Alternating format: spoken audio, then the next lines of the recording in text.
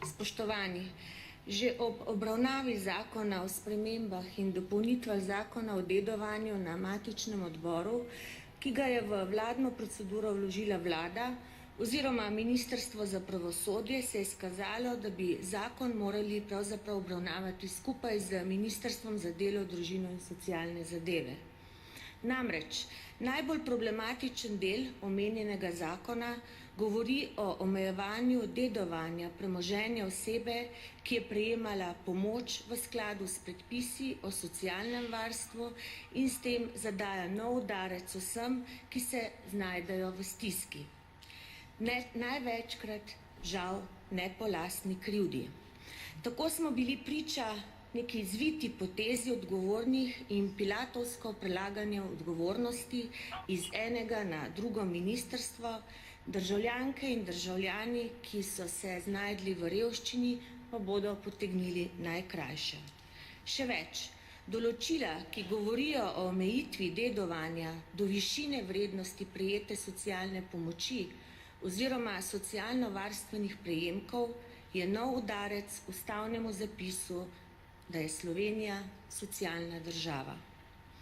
Predsednik vlade in finančni minister vsako medijsko pozornost izkoristita za hvalisanje s podatki, da so se ekonomske, finančne in gospodarske razmere v državi izboljšale. Javno sprašujem, za koga so se izboljšale?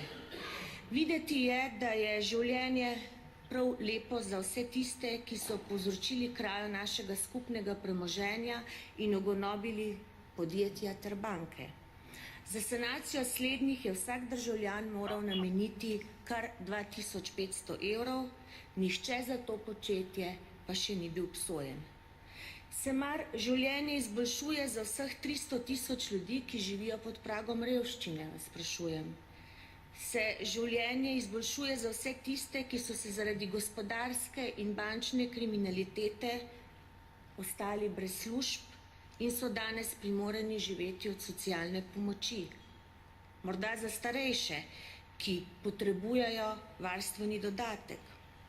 Mnogi od njih so v času zaposlitve dali vse od sebe in državi pustili celo svoje zdravje.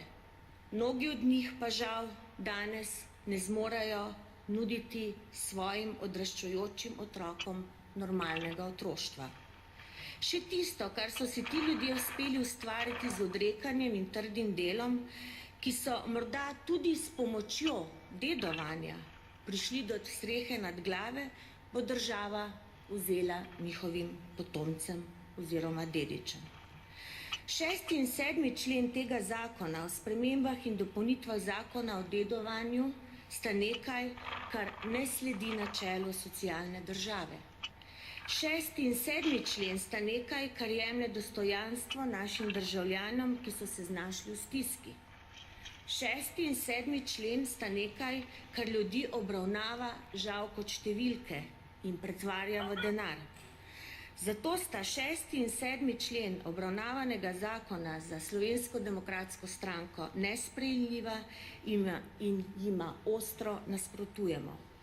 Namreč, dedovanje premoženja osebe, ki je oziroma je bila primorana živeti od pomoči sredstev iz naslova denarne socialne pomoči, varstvenega dodatka, socialno-varstvenih prispevkov in pomoči za družinskega pomočnika, se ne bi smelo omejevati in jemati še tisto, kar potomcem ostane.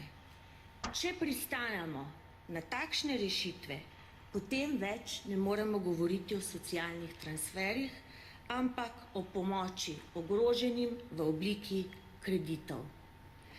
Podatek, da je prišlo za kar 78% znižanja upravičencev do prejemkov socialno-varstvenih dodatkov, predvsem zato, ker ne želijo bremena pomoči, ki bi jo sicer potrebovali, prenesti na naslednje generacije, je šokantno.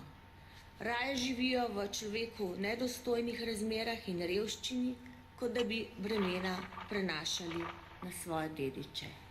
Pravzaprav, če pogledamo podrobneje, ravnajo mnogo bolj odgovorno kot naša država, ki se vedno znova kreditira in seveda dopušča, da bodo te kredite vračali svojci.